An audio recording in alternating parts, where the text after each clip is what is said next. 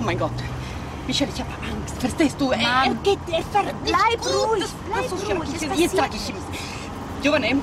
Giovane, non andiamo troppo veloci, scusa, Mamma, è l'andatura giusta, stiamo andando a 50 all'ora, stai calma. Io non mi sento tranquilla. Signora, se non si sente tranquilla, scende, prende un autobus, i taxi. Fabio, per però, favore. ma continua. Sto scherzando, Certo, Poi avrei dovuto chiedere a mio nipote di accompagnarmi, scusa. Nipote, sempre.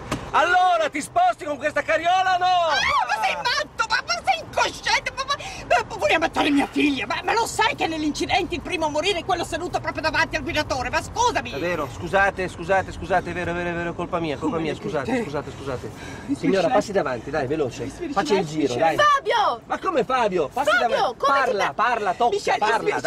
Signora, passi davanti. Allora, stai calmo. Io sto calmo, però lei sta zitta. Calmo. No, tu non ti devi permettere Lei di sta parlare zitta, così con mia però. madre, perché mia madre ha una certa età e la Basta. rispetti, ok? Basta, ho La suonato, rispetti. basta, ho suonato. Aber du bist jetzt auch ein bisschen... Ja, ich hab's ihm schon gesagt, aber wenn du so weitermachst, kann ich doch nichts machen. E poi parlate una Es ist lingua für mich- comprensibile, für mich tutte e ist es due, unmöglich. tutte e due. Will nach Basta Hause con sta gehen. cosa. Hast du gehört? Ich will jetzt nach Hause gehen. Fratelli d'Italia, tedesca, dell'Est, siamo in Italia.